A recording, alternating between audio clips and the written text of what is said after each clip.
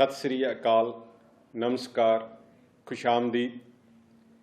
Guru Angad Dev veterinary ਅਤੇ animal science university के YouTube channel ਤੇ ਤੁਹਾਡਾ स्वागत है।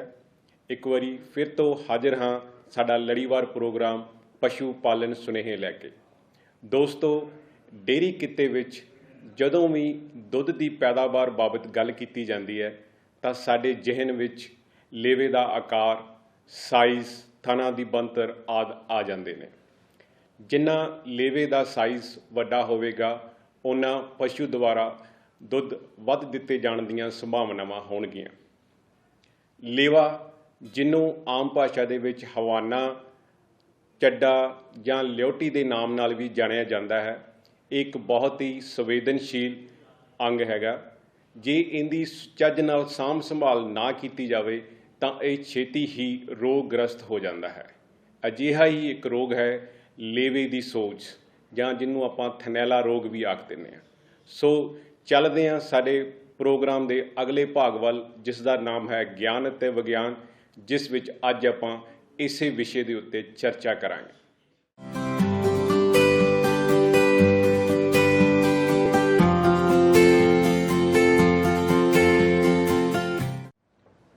प्रोग्राम के अगले भाग ज्ञान ते विज्ञान विच तुहाडा एक बारी फिर तो स्वागत है।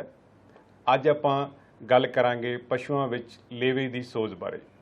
गलबात करन लई साडे नाल हाज़र ने डॉक्टर धीरज कुमार गुप्ता जी, जिहड़े कि यूनीवर्सिटी विच वैटनरी मैडिसन विभाग विखे बतौर सहयोगी प्रोफैसर सेवावां निभा रहे हैं। डॉक्टर साहब, तुहाडा इस प्रोग्राम दे विच स्वागत है। धन्यवाद। डॉक्टर साहब, तुसी पिछले काफ़ी लंबे समय तो पशुओं की विच जिहड़ी लेवे की सोज है इस उपर काम कर रहे हो। साडे दर्शक ये जानना चाहणगे भी ये लेवे की सोज की हुंदी है ते ये किस किस तरह की हो सकती है जी। लेवे की सोज जिन्हों आपां हवाने की सोज, थनैला रोग या मैस्टाइटिस रोग भी कहते हैं।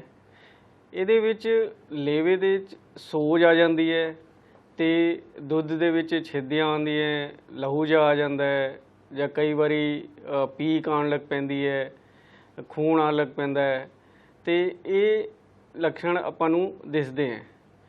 ਤੇ ਮੁੱਖ ਤੌਰ ਤੇ लेवे ਦੀ ਸੋਜ ਦੋ ਪ੍ਰਕਾਰ ਦੀ ਹੁੰਦੀ ਹੈ। ਇੱਕ ਜਿਹੜੀ ਸਪਸ਼ਟ ਸੋਜ ਹੁੰਦੀ ਹੈ, ਜਿਹਦੇ ਵਿੱਚ ਆਪਾਂ ਨੂੰ ਬਾਹਰੋਂ ਹੀ ਦਿਸਦਾ ਹੈ ਕਿ लेवे ਦੇ ਵਿੱਚ ਸੋਜ ਹੈ, ਲਾਲੀ ਜੀ ਆ ਗਈ ਹੈ ਜਾਂ ਨੀਲਾਪਣ ਜਾ ਆ ਰਿਹਾ ਹੈ, ਦੁੱਧ ਦੇ ਵਿੱਚ ਛਿੱਦੀਆਂ ਆ ਰਹੀ ਹੈ, ਇਹ ਆਪਾਂ ਨੂੰ ਬਾਹਰੋਂ ਹੀ ਦਿਸ ਜਾਂਦਾ ਹੈ। ਉਹਨੂੰ ਆਪਾਂ ਸਪਸ਼ਟ ਸੋਜ ਕਹਿੰਦੇ ਹਾਂ। ਅਤੇ ਦੂਜੀ ਹੁੰਦੀ ਹੈ ਗੁੱਜੀ ਸੋਜ। ਗੁੱਜੀ ਸੋਜ ਜਿਹਦੇ ਵਿੱਚ ਸਾਨੂੰ ਬਾਹਰੋਂ ਕੁਛ ਨਹੀਂ ਪਤਾ ਚੱਲਦਾ ਹੈ, ਲੇਵਾ ਠੀਕ ਦਿਸਦਾ ਹੈ, ਦੁੱਧ ਦੇ ਵਿੱਚ ਕੋਈ ਦਿੱਕਤ ਨਹੀਂ ਆਉਂਦੀ ਹੈ, लेकिन जदों हौली हौली दुध का जिहड़ा प्रोडक्शन है वो हौली हौली घटदा जांदा है तो वो गुज्जी सोज जिहड़ी है वो आपां नूं टैसट राहीं पता चलदी है, बाहर तो देखण तो पता नहीं चलती है। डॉक्टर साहब, ये भी दसो भी पशु पालक वीर फार्म पद्धर ते इस बीमारी नूं किदां पहचान सकते हैं, इस दे की लक्षण हो सकते हैं? जिवें मैं पहले दस्सिया, ਜਿਹੜਾ ਥਣੇਲਾ ਰੋਗ ਹੈ ਦੋ ਤਰੀਕੇ ਦਾ ਮੁੱਖ ਰੂਪ ਤੋਂ ਹੁੰਦਾ ਹੈ, ਸਪਸ਼ਟ ਸੋਜ, ਗੁੱਜੀ ਸੋਜ। ਜਿਹੜੀ ਸਪਸ਼ਟ ਸੋਜ ਹੈ ਇਹ ਕਈ ਵਾਰੀ ਬਹੁਤ ਛੇਤੀ ਇਹਦੇ ਵਿੱਚ ਸੋਜਿਸ ਆ ਜਾਂਦੀ ਹੈ, ਕਈ ਵਾਰੀ ਹੌਲੀ ਹੌਲੀ ਕਰਕੇ ਸੋਜਿਸ ਆਉਂਦੀ ਹੈ।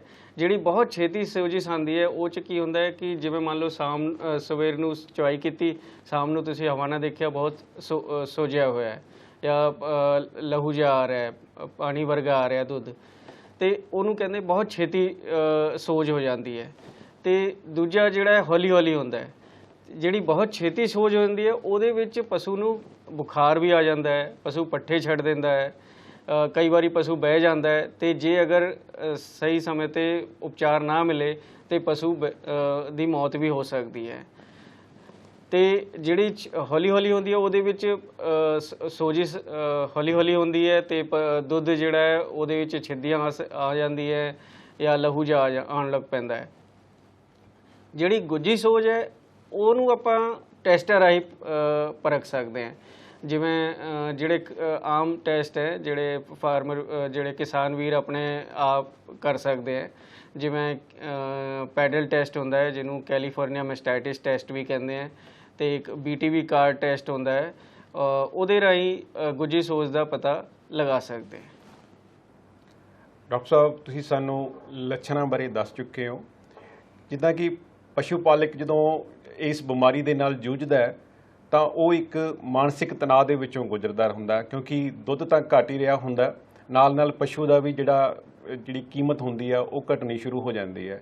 ਜੇ ਆਪਾਂ ਗੱਲ ਕਰੀਏ ਵੀ ਪਸ਼ੂ ਪਾਲਕ ਵੀਰ ਇਸ ਬਿਮਾਰੀ ਤੋਂ ਆਪਣੇ ਵਡਮੁੱਲੇ ਪਸ਼ੂਆਂ ਨੂੰ ਕਿਸ ਤਰ੍ਹਾਂ ਬਚਾ ਸਕਦੇ ਨੇ, ਤਾਂ ਤੁਸੀਂ ਕੀ ਸੁਝਾਅ ਦਿਓਗੇ? ਥਣੇਲਾ ਰੋਗ ਤੋਂ ਪਸ਼ੂਆਂ ਨੂੰ ਬਚਾਉਣ ਲਈ ਸਭ ਤੋਂ ਪਹਿਲੀ ਗੱਲ ਜਿਹੜੀ ਹੈ, ਪਸ਼ੂਆਂ ਨੂੰ ਜਿੱਥੇ ਇੱਕ ਤਾਂ ਪਸ਼ੂ ਸਾਫ਼ ਸੁਥਰੇ ਹੋਣ, ਜਿੱਥੇ ਪਸ਼ੂਆਂ ਨੂੰ ਆਪਾਂ ਰੱਖਦੇ ਹਾਂ ਵਾੜੇ 'ਚ ਉਹ ਵੀ ਸਾਫ਼ ਸੁਥਰਾ ਹੋਣਾ ਚਾਹੀਦਾ ਹੈ। ਇਹਦੇ ਲਈ ਜਿਹੜਾ ਪਸ਼ੂ ਦਾ ਵਾੜਾ ਹੈ ਉਹਨੂੰ ਹਰ ਹਫ਼ਤੇ 10 ਦਿਨਾਂ 'ਚ ਇੱਕ ਵਾਰੀ ਚੰਗੀ ਤਰੀਕੇ ਨਾਲ ਆਪਣਾ ਐਂਟੀਸੈਪਟਿਕ ਜਿਹੜੇ ਸੋਲਿਊਸ਼ਨ ਹੁੰਦੇ ਆ ਉਹਨਾਂ ਦੇ ਨਾਲ ਸਾਫ਼ ਕਰ ਸਕਦੇ ਹੈ। ਅਤੇ ਪਸ਼ੂਆਂ ਨੂੰ ਕੋਸ਼ਿਸ਼ ਇਹ ਕਰਨੀ ਹੈ ਕਿ ਆਪਣਾ ਜਿਹੜਾ ਜਿੱਥੇ ਅਸੀਂ ਚੁਆਈ ਕਰਦੇ ਹਾਂ ਉਹ ਪਾਸਾ ਅੱਡ ਹੋ, ਜਿੱਥੇ ਆਪਾਂ ਉਹਨੂੰ ਖੜਾ ਕਰਦੇ ਰੱਖਦੇ ਹਾਂ ਉਹ ਪਾਸਾ ਅੱਡ ਹੋ, ਤਾਂ ਕਿ ਇਨਫੈਕਸ਼ਨ ਜਿਹੜਾ ਹੈ ਉਹ ਘੱਟ ਤੋਂ ਘੱਟ ਪਸ਼ੂ ਦੇ ਉੱਤੇ ਰਹੇ। ਅਤੇ ਉਸ ਤੋਂ ਬਾਅਦ ਜਿਹੜੇ ਇਨਫੈਕਟਡ ਪਸ਼ੂ ਹੈ ਜਿਨ੍ਹਾਂ ਦੇ ਵਿੱਚ ਸਾਨੂੰ ਲੱਗਦਾ ਹੈ ਕਿ ਪ੍ਰੋਬਲਮ ਹੈ, ਉਹਨਾਂ ਦੀ ਚੁਆਈ ਬਾਅਦ 'ਚ ਕਰਨੀ ਹੈ। ਪਹਿਲੇ ਜਿਹੜੇ ਸਵਸਥ ਪਸ਼ੂ ਹੈ ਉਹਨਾਂ ਦੀ ਚੁਆਈ ਕਰਨੀ ਹੈ, ਬਾਅਦ 'ਚ ਜਿਹੜੇ ਇਨਫੈਕਟਡ ਹੈ ਉਹਨਾਂ ਦੀ ਚੁਆਈ ਕਰਨੀ ਹੈ, ਤਾਂ ਕਿ ਇਨਫੈਕਸ਼ਨ ਜਿਹੜਾ ਹੈ ਉਹ ਇਨਫੈਕਟਡ ਜਿਹੜੇ ਪਸ਼ੂ ਹੈ ਉਹਨਾਂ ਤੋਂ ਸਵਸਥ ਪਸ਼ੂਆਂ ਦੇ ਵਿੱਚ ਨਾ ਜਾਵੇ। ਅਤੇ ਤੀਜੀ ਗੱਲ ਉਹਨਾਂ ਦੀ ਖੁਰਾਕ ਦੇ ਵਿੱਚ ਜਿਹੜੇ ਮਿਨਰਲ ਮਿਕਸਚਰ ਹੈ ਉਹ ਲਾਜ਼ਮੀ ਤੌਰ 'ਤੇ ਹੋਣੇ ਚਾਹੀਦੇ ਹੈ, ਕਿਉਂਕਿ ਜਿਹੜੇ ਮਿਨਰਲ ਮਿਕਸਚਰ ਜਾਂ ਵਿਟਾਮਿਨਸ ਹੈ ਜਿਵੇਂ ਕਿ vitamin A, vitamin E, copper, zinc, ਇਹਨਾਂ ਦਾ ਜਿਹੜਾ ਰੋਲ ਹੈ ਪਸ਼ੂ ਦੇ ਜਿਹੜੀ ਸਰੀਰਕ ਸਮਰੱਥਾ ਹੈ ਉਹਨੂੰ ਵਧਾਉਣ ਲਈ ਕਾਫੀ ਜ਼ਿਆਦਾ ਹੁੰਦਾ ਹੈ। ਜੇ ਅਗਰ ਇਹ ਪਸ਼ੂ ਦੇ ਖੁਰਾਕ 'ਚ ਨਹੀਂ ਹੁੰਦੇ ਹੈ ਅਤੇ ਪਸ਼ੂ ਦੀ ਸਰੀਰਕ ਸਮਰੱਥਾ ਘੱਟ ਜਾਂਦੀ ਹੈ ਅਤੇ ਉਹ ਵਾਰੀ ਉਹਨਾਂ ਦੇ ਵਿੱਚ ਇਹ ਰੋਗ ਹੋਣ ਦੀ ਸੰਭਾਵਨਾ ਬਣੀ ਰਹਿੰਦੀ ਹੈ।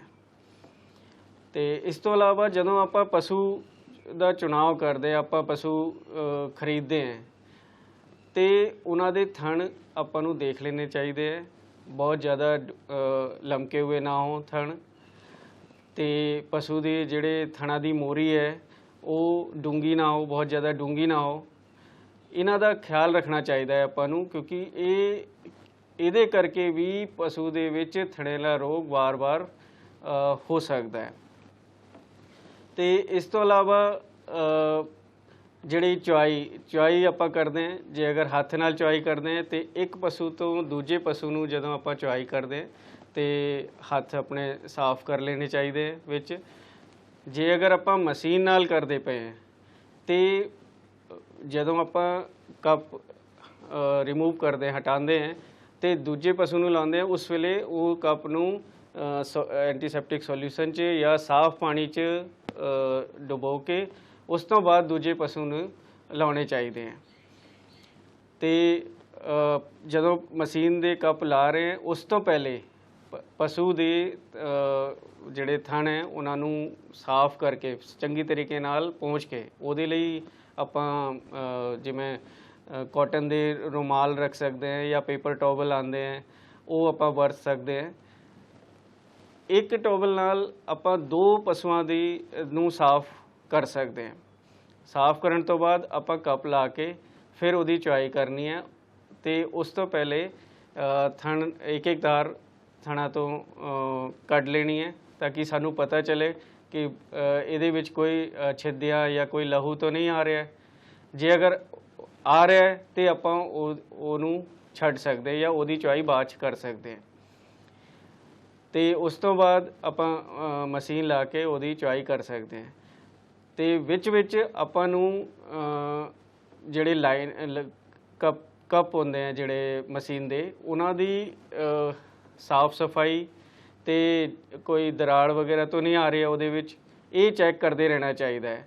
ਜਿਹੜੇ ਕੱਪ ਹੈ ਉਹ 6-7 ਮਹੀਨੇ ਦੇ ਵਿੱਚ ਚੇਂਜ ਕਰ ਦੇਣੇ ਚਾਹੀਦੇ ਹੈ, ਜਾਂ 2200 ਤੇ 2400 ਜਿਹੜੀ ਚੁਆਈ ਹੈ ਉਸ ਤੋਂ ਬਾਅਦ ਉਹ ਚੇਂਜ ਕਰ ਦੇਣੇ ਚਾਹੀਦੇ ਹੈ, ਕਿਉਂਕਿ ਉੱਥੇ ਕੀ ਹੈ ਦੁੱਧ ਜਮ੍ਹਾਂ ਰਹੂਗਾ ਤੇ ਇਨਫੈਕਸ਼ਨ ਹੋਣ ਦੇ ਚਾਂਸ ਬਣਦੇ ਹੈ, ਔਰ ਵਾਰੀ ਇਨਫੈਕਸ਼ਨ ਹੋ ਸਕਦਾ ਹੈ। ਆਪਾਂ ਸੋਚਦੇ ਕਿ ਬਈ ਇਨਫੈਕਸ਼ਨ ਕਿਉਂ ਹੋ ਰਿਹਾ ਹੈ ਤੇ ਆਪਾਂ ਉਸ ਪਾਸੇ ਧਿਆਨ ਨਹੀਂ ਰੱਖਦੇ। ਤੇ ਉਸ ਤੋਂ ਬਾਅਦ ਜਦੋਂ ਚੁਆਈ ਹੋ ਜਾਂਦੀ ਹੈ ਤੇ ਮਸ਼ੀਨ ਦੀ ਸਾਫ਼ ਸਫਾਈ, ਤੱਤੇ ਗਰਮ ਪਾਣੀ ਨਾਲ ਮਸ਼ੀਨ ਨੂੰ ਸਾਫ਼ ਕਰਨਾ ਚਾਹੀਦਾ ਹੈ ਡੇਲੀ ਬੇਸਿਸ ਤੇ ਹਫ਼ਤੇ ਬਾਅਦ ਉਹਨੂੰ ਕਿਸੇ ਐਂਟੀਸੈਪਟਿਕ ਸੋਲਿਊਸ਼ਨ ਨਾਲ ਜਾਂ ਕੀਟਾਣੂਨਾਸ਼ਕ ਜਿਹੜੇ ਹੋਰ ਸੋਲਿਊਸ਼ਨ ਆਉਂਦੇ ਹੈ ਉਹਨਾਂ ਦੇ ਨਾਲ ਸਾਫ਼ ਕਰਨਾ ਚਾਹੀਦਾ ਹੈ ਚੰਗੀ ਤਰੀਕੇ ਨਾਲ। ਪੂਰੇ ਮਸ਼ੀਨ ਨੂੰ ਖੋਲ੍ਹ ਕੇ ਪਾਈਪ ਔਰ ਕੱਪ ਲਾਈਨਰ ਸਾਰਿਆਂ ਨੂੰ ਸਾਫ਼ ਕਰਨਾ ਚਾਹੀਦਾ ਹੈ। ਇਹਦੇ ਕਰਕੇ ਆਪਾਂ ਕਾफ़ੀ ਹੱਦ ਤੱਕ ਇਨਫੈਕਸ਼ਨ ਤੋਂ ਬਚਾਅ ਕਰ ਸਕਦੇ ਹਾਂ। ਇਸ ਤੋਂ ਇਲਾਵਾ ਮਸ਼ੀਨ ਦਾ ਜਿਹੜਾ ਪ੍ਰੈਸ਼ਰ ਹੈ ਉਹਦਾ ਵੀ ਖਿਆਲ ਰੱਖਣਾ ਹੈ, ਘੱਟ ਵੱਧ ਨਾ ਹੋਵੇ। 380 ਤੋਂ 400 mmHg ਦੇ ਵਿੱਚ ਇਹ ਹੋਣਾ ਚਾਹੀਦਾ ਹੈ। ਜੇ ਅਗਰ ਪ੍ਰੈਸ਼ਰ ਜਿਹੜਾ ਹੈ ਵੱਧਦਾ ਜਾਂ ਘਟਦਾ ਹੈ, ਉਹਦੇ ਕਰਕੇ ਥਣਾਂ ਨੂੰ ਨੁਕਸਾਨ ਹੁੰਦਾ ਹੈ, ਥਣਾਂ ਦੀ ਮੋਰੀ ਨੂੰ ਨੁਕਸਾਨ ਹੁੰਦਾ ਹੈ ਤੇ ਉਹਦੇ ਕਰਕੇ ਥਣੇਲਾ ਰੋਗ ਵਾਰੀ ਹੋ ਜਾਂਦਾ ਹੈ। ਤੇ ਆਪਣੇ ਇੰਨੇ ਹਾਈ ਈਲਡਿੰਗ ਐਨੀਮਲਸ ਹੈ ਜਿਹੜੇ ਕਾफ़ੀ ਦੁੱਧ ਦਿੰਦੇ ਹੈ ਤੇ ਉਹਨਾਂ ਦੇ ਵਿੱਚ ਜੇ ਅਗਰ ਮਾੜਾ ਮੋਟਾ ਵੀ ਕਈ ਪ੍ਰੈਸ਼ਰ ਕਰਕੇ ਕੋਈ ਫਰਕ ਪੈਂਦਾ ਹੈ ਤੇ ਥਣੇਲਾ ਰੋਗ ਬਹੁਤ ਛੇਤੀ ਹੋਣ ਦੇ ਚਾਂਸ ਬਣਦੇ ਹੈ। ਤੇ ਇਸ ਤੋਂ ਇਲਾਵਾ ਚੁਆਈ ਤੋਂ ਬਾਅਦ ਥਣਾਂ ਦਾ ਡੋਬਾ, ਇੱਕ ਤਾਂ ਪਸ਼ੂ ਨੂੰ ਚੁਆਈ ਤੋਂ ਬਾਅਦ ਕਰੀਬ ਘੰਟਾ ਖੜਾ ਰੱਖਣਾ ਚਾਹੀਦਾ ਹੈ, ਪੱਠੇ ਪਾ ਦਿਓ, ਦਾਣਾ ਪਾ ਦਿਓ ਤੇ ਬੈਠਣ ਨਹੀਂ ਦੇਣਾ ਹੈ। ਤੇ ਨਾਲ ਦੀ ਨਾਲ ਚੁਆਈ ਤੋਂ ਬਾਅਦ ਨਾਲ ਦੀ ਨਾਲ ਉਹਦਾ ਥਣਾਂ ਦਾ ਡੋਬਾ ਕਰ ਦੇਣਾ ਹੈ। ਥਣਾਂ ਦਾ ਡੋਬਾ ਕਰਨ ਲਈ ਆਪਾਂ ਬੀਟਾਡੀਨ ਗਲਿਸਰੀਨ ਦਾ ਘੋਲ ਵਰਤ ਸਕਦੇ ਹਾਂ।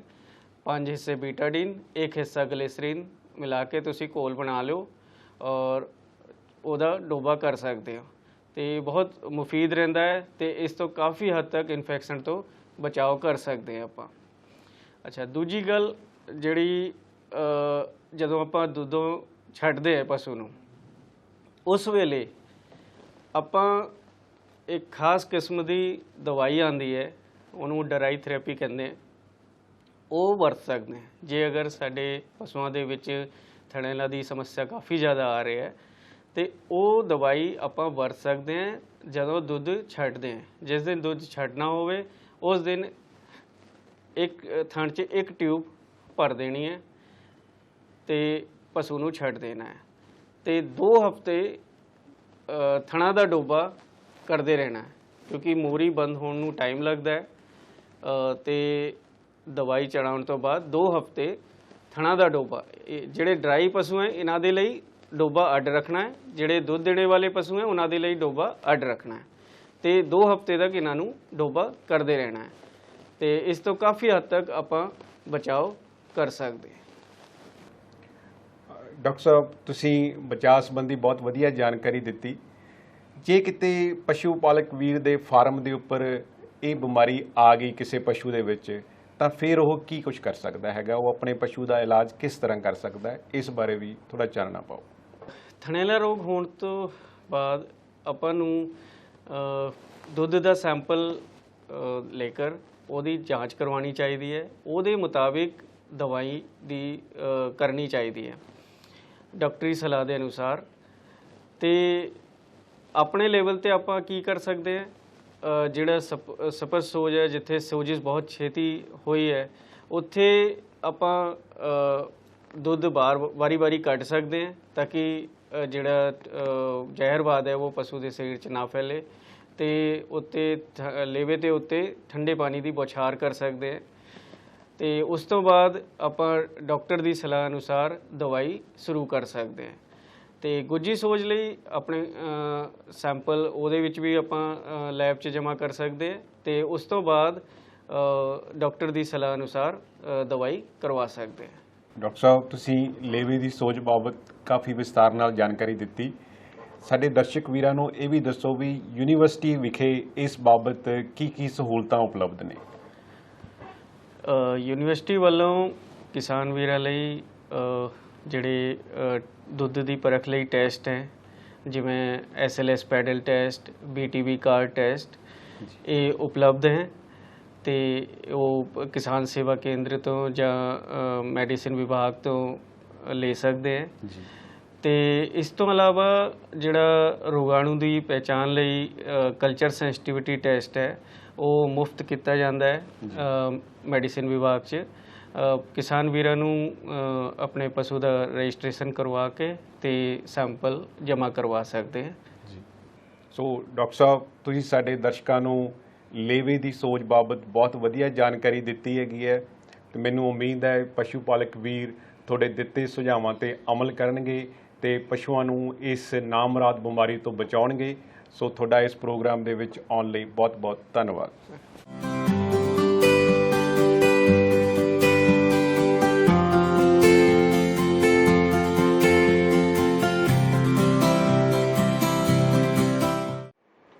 ਪ੍ਰੋਗਰਾਮ ਦੇ ਅਗਲੇ ਭਾਗ ਨਿਵੇਕਲੀਆਂ ਪੈੜਾਂ ਵਿੱਚ ਦਰਸ਼ਕਾਂ ਦਾ ਇੱਕ ਵਾਰੀ ਫਿਰ ਤੋਂ ਸਵਾਗਤ ਹੈ।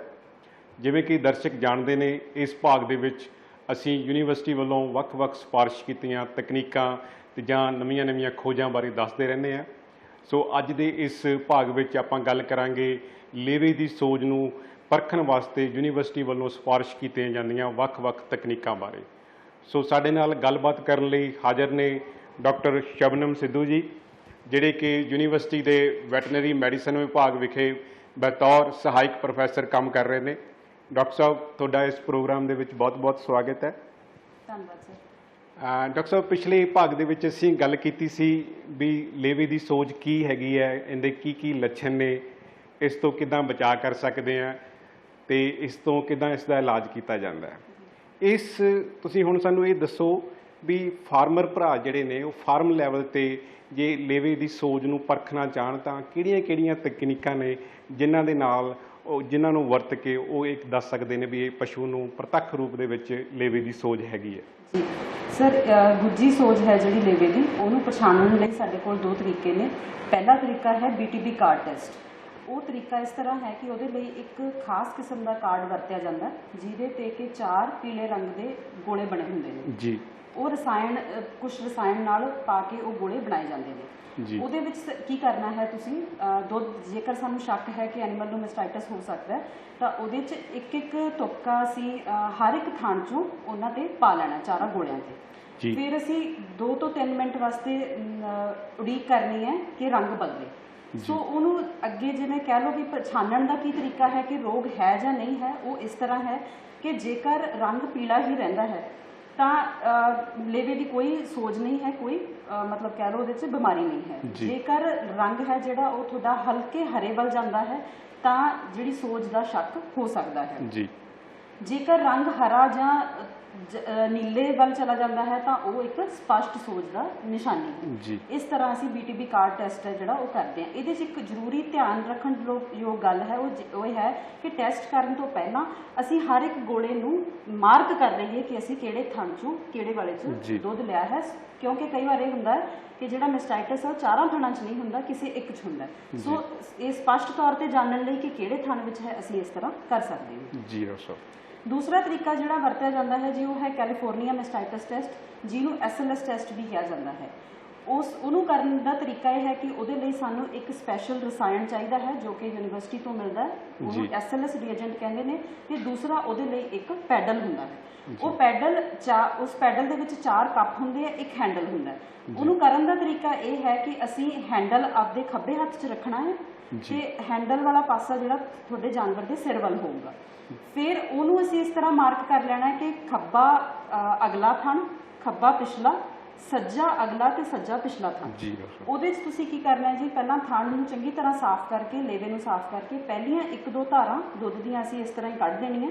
ਉਸ ਤੋਂ ਬਾਅਦ ਮੰਨ ਲਓ 2 ml ਦੁੱਧ ਅਸੀਂ ਹਰ ਇੱਕ ਕੱਪ ਦੇ ਵਿੱਚ ਲੈਣਾ ਹੈ ਜੀ ਉਹ ਲੈ ਕੇ ਉਸ ਤੋਂ ਬਾਅਦ ਉਨੀ ਹੀ ਮਾਤਰਾ ਦੇ ਵਿੱਚ ਅਸੀਂ ਰਸਾਇਣ ਪਾਉਣਾ ਹੈ ਜਿਹੜਾ SLS ਰੀਏਜੈਂਟ ਦੱਸਿਆ ਗਿਆ ਉਹ ਪਾ ਕੇ ਅਸੀਂ ਉਹਨੂੰ ਥੋੜਾ ਚਿਰ ਹਿਲਾਉਣਾ ਹੈ ਤਾਂ ਜੋ ਉਹ ਆਪਸ 'ਚ ਮਿਲ ਜਾਣ ਤੇ ਇਸ ਟੈਸਟ ਨੂੰ ਪੜ੍ਹਨ ਦਾ ਕੀ ਤਰੀਕਾ ਹੈ ਕਿ ਮੰਨ ਲਓ ਕਿਸੇ ਵੀ ਕੱਪ ਦੇ ਵਿੱਚ ਜਿਹੜਾ ਅਸੀਂ ਮਿਕਸਚਰ ਦੇਖ ਰਹੇ ਹਾਂ ਜਾਂ ਘੋਲ ਦੇਖ ਰਹੇ ਹਾਂ ਉਹ ਬਿਲਕੁਲ ਸਾਫ਼ ਰਹਿੰਦਾ ਉਹਦੇ 'ਚ ਕੋਈ ਲੇਸ ਨਹੀਂ ਬਣਦੀ ਇਹਦਾ ਮਤਲਬ ਇਹ ਹੈ ਕਿ ਜਾਨਵਰ ਨੂੰ ਮੈਸਟਾਈਟਸ ਦੀ ਸਮੱਸਿਆ ਨਹੀਂ ਹੈ ਦੂਸਰਾ ਹੈ ਕਿ ਜੇ ਹਲਕੀ ਜਿਹੀ ਜਿਵੇਂ ਛਿੱਦੀ ਦਿਖਦੀ ਹੈ ਜਾਂ ਥੋੜਾ ਜਿਹਾ ਗਾੜਾ ਹੋਣ ਲੱਗਦਾ ਹੈ ਤਾਂ ਉਹਦੇ ਵਿੱਚ ਅਸੀਂ ਕਹਿ ਸਕਦੇ ਹਾਂ ਕਿ ਸਾਨੂੰ ਸੋਜ ਦਾ ਸ਼ੱਕ ਹੈ ਤੀਸਰਾ ਨਤੀਜਾ ਇਹ ਹੈ ਕਿ ਜੇਕਰ ਉਹ ਬਹੁਤ ਜ਼ਿਆਦਾ ਜਿਵੇਂ ਲੇਵੀ ਟਾਈਪ ਬਣ ਜਾਂਦਾ ਤੇ ਜਦੋਂ ਅਸੀਂ ਉਹਨੂੰ ਘੁਮਾਉਂਦੇ ਆ ਤੇ ਉਹ ਵਿੱਚ ਕੱਪ ਦੇ ਵਿਚਾਲੇ ਹੀ ਰਹਿ ਜਾਂਦਾ ਘੁਲਿਆ ਹੋਇਆ ਰਹਿ ਜਾਂਦਾ ਤਾਂ ਉਹ ਹੈ ਕਿ ਜਿਹੜੀ ਲੇਵੇ ਦੀ ਸਪਸ਼ਟ ਸੋਜ ਹੈ ਸੋ ਇਸ ਤਰ੍ਹਾਂ ਨਾਲ ਅਸੀਂ ਟੈਸਟ ਨੂੰ ਰੀਡ ਕਰ ਸਕਦੇ ਹਾਂ ਤੇ ਉਹਦੇ ਮੁਤਾਬਕ ਹੀ ਇਲਾਜ ਕਰਾ ਸਕਦੇ ਹਾਂ ਜੀ ਡਾਕਟਰ ਸਾਹਿਬ ਇਹਨਾਂ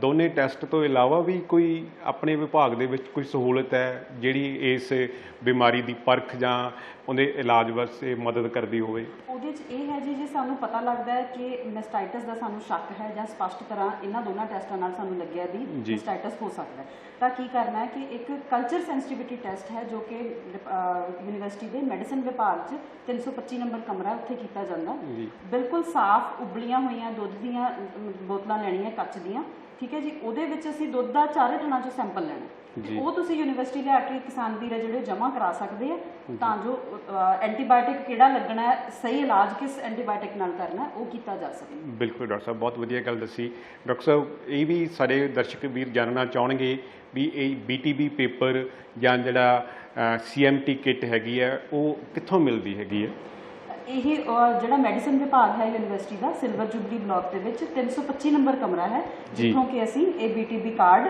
ਤੇ ਜਿਹੜੇ SLS ਰੀਏਜੈਂਟ ਹੈ ਉੱਥੋਂ ਲੈ ਸਕਦੇ ਹਾਂ ਦੂਸਰਾ ਇਹ ਜਿਹੜੇ ਸਾਡੇ KVKs ਨੇ ਉੱਥੇ ਵੀ ਇਹ ਮੁਹੱਈਆ ਕਰਾਏ ਜਾਂਦੇ ਆ ਸੋ ਡਾਕਟਰ ਸਾਹਿਬ ਤੁਸੀਂ ਸਾਡੇ ਦਰਸ਼ਕ ਵੀਰਾਂ ਨੂੰ ਬਹੁਤ ਵਧੀਆ ਜਾਣਕਾਰੀ ਦਿੱਤੀ ਮੈਨੂੰ ਉਮੀਦ ਹੈ ਵੀ ਸਾਡੇ ਪਸ਼ੂ ਪਾਲਕ ਵੀਰ ਇਹਨਾਂ ਦਿੱਤੇ ਸੁਝਾਅ 'ਤੇ ਅਮਲ ਕਰਕੇ ਜਿਹੜੀ ਲੇਵੇ ਦੀ ਸੋਜ ਜਾਂ ਥਨੈਲਾ ਰੋਗ ਹੈ ਉਹਦੀ ਜਲਦ ਤੋਂ ਜਲਦ ਪਹਿਚਾਣ ਕਰਕੇ ਉਹਦਾ ਕਾਰਗਰ ਤਰੀਕੇ ਨਾਲ ਇਲਾਜ ਕਰਾਉਣਗੇ ਤਾਂ ਡੇਅਰੀ ਦੇ ਕਿੱਤੇ ਵਿੱਚ ਵਧੇਰੇ ਲਾਹਾ ਲੈ ਸਕਣਗੇ ਤੁਹਾਡਾ ਇਸ ਪ੍ਰੋਗਰਾਮ ਵਿੱਚ ਆਉਣ ਵਾਸਤੇ ਡਾਕਟਰ ਸਾਹਿਬ ਬਹੁਤ ਬਹੁਤ ਧੰਨਵਾਦ ਧੰਨਵਾਦ ਸਤਿ ਸ਼੍ਰੀ ਅਕਾਲ